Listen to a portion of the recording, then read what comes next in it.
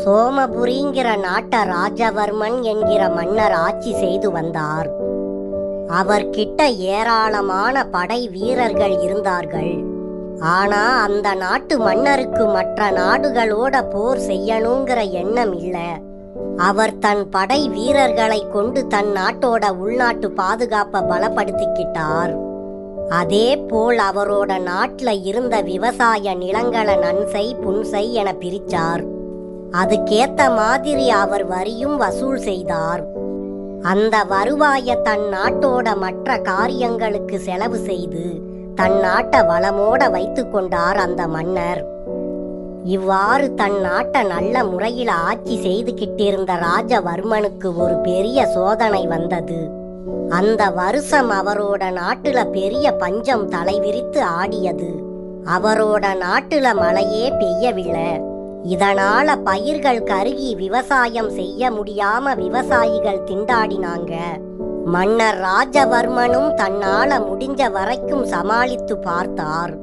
விவசாயம் நலிந்ததால வரி கட்ட முடியாம விவசாயிகள் தடுமாறினாங்க.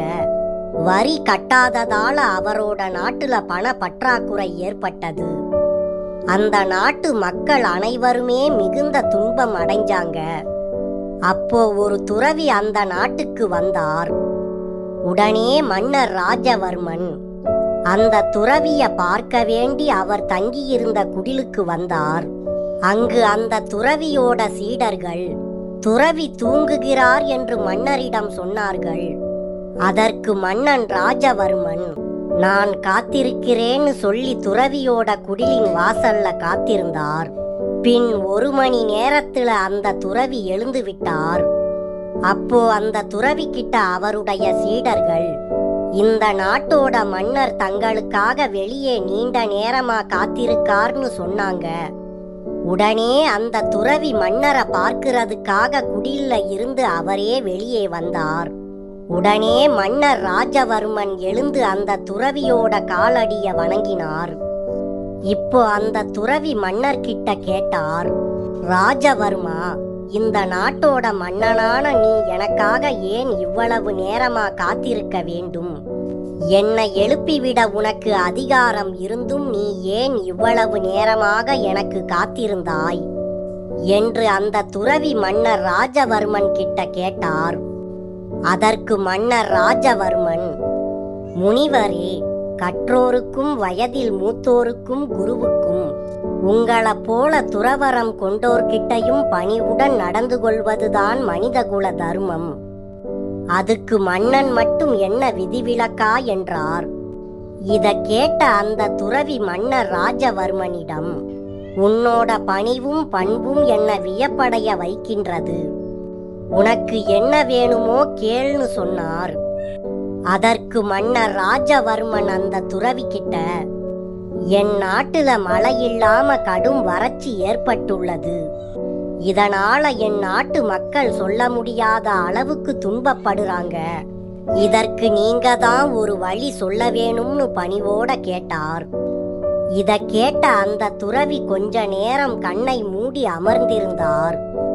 பின் அந்த துறவி மன்னர் ராஜவர்மன் கிட்ட சொன்னார், மன்னா, உன் நாட்டோட வறட்சியை என்னால போக்க முடியும். அதுக்கு குறுகிய கால திட்டம், நீண்ட கால திட்டம் என்று 2 முறைகள் இருக்குது. குறுகிய கால வழி என்பது என்னால மந்திரங்கள் சொல்லப்பட்டு மழை பொழிய ஆரம்பிக்கும்.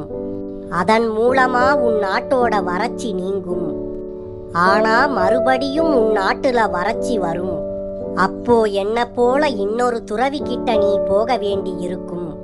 இதுதான் குறுகிய கால வழி என்பதாகும். ஆனா இது மூலமா உன் நாட்டுக்கு உடனடி பலன் கிடைக்கும்.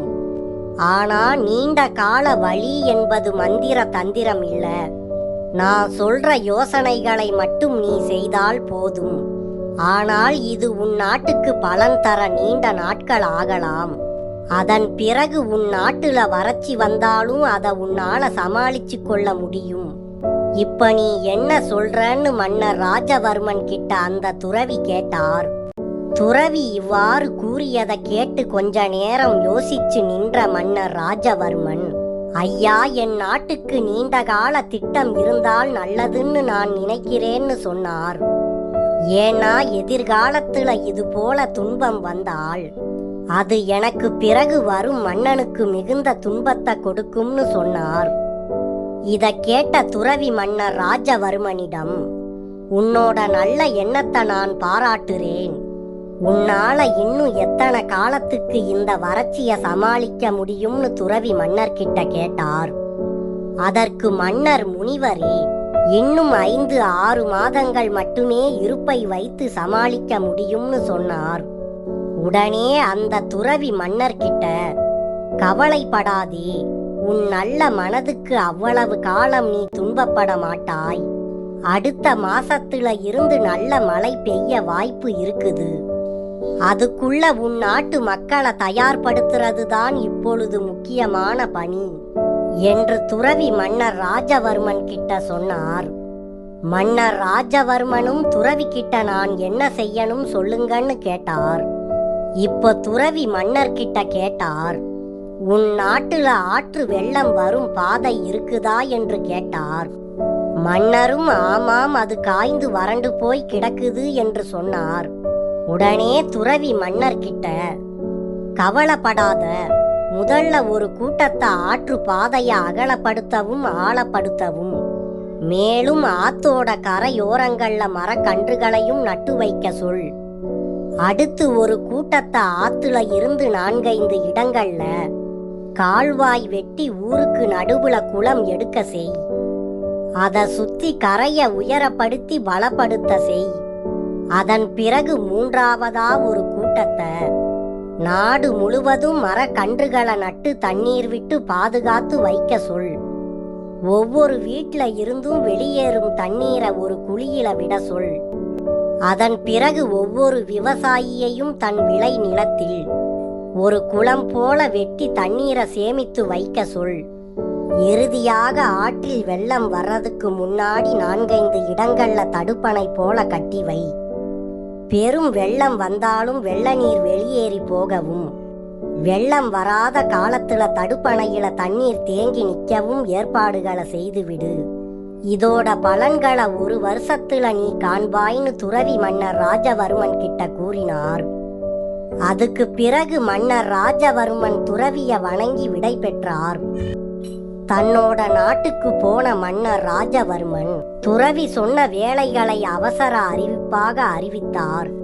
தன்னோட படை வீரர்களோட குடிமகன்களையும் இந்த வேலையில ஈடுபட செய்தார். விவசாயிகளும் அது வறட்சி காலமாக இருந்ததால இந்த காரியங்கள்ல மகிழ்ச்சியோட கலந்து கொண்டாங்க. அடுத்து 1.5 மாசத்துக்குள்ளாகவே நல்ல மழைய பார்த்தது அந்த நாடு. அதன் பிறகு பெருமளவு வெள்ளம் வந்தாலும் வடிகால் வழியாக நீரெல்லாம் வெளியேறிவிடும்.